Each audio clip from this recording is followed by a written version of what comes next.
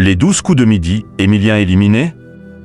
L'énorme gaffe de TF1C est une triste nouvelle pour les fans de 12 coups de midi. Émilien a fêté ses 1 an de participation dans les 12 coups de midi en cette fin du mois de septembre 2024 sur TF1.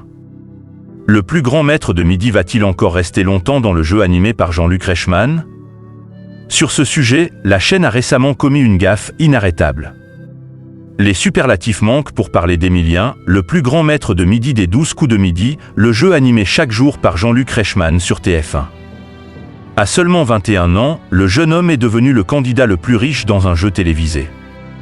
En cette fin du mois de septembre 2024, sa cagnotte a dépassé les 1,5 million d'euros en près de 370 participations. Le 25 septembre 2024, Émilien a fêté ses 1 an de participation. C'est la première fois qu'un candidat remettant chaque jour son titre en jeu reste 1 an dans une émission quotidienne.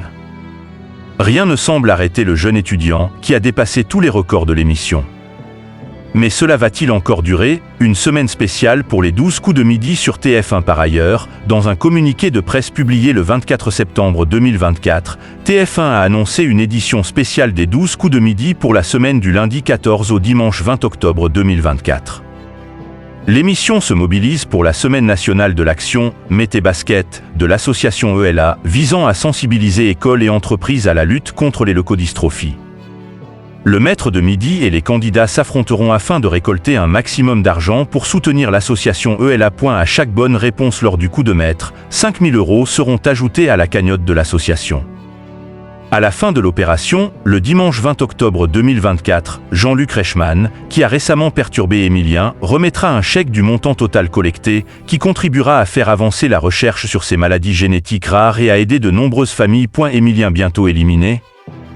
TF1 donne la réponse. La présidente de l'association ELA, Christelle Cotard, et la directrice de ELA France, Nadia Cerise, seront présentes, aux côtés de Béatrice S., nageuse paralympique la plus médaillée de France, ainsi que de Pascal Gentil, champion olympique de taekwondo, afin de représenter cette cause. Par ailleurs, dans son communiqué pour annoncer cette semaine spéciale, TF1 précise: Jean-Luc Reichmann recevra tout au long de la semaine des candidats qui s'affronteront pour prendre la place d'Émilien, afin de récolter un maximum d'argent pour soutenir l'association ELA.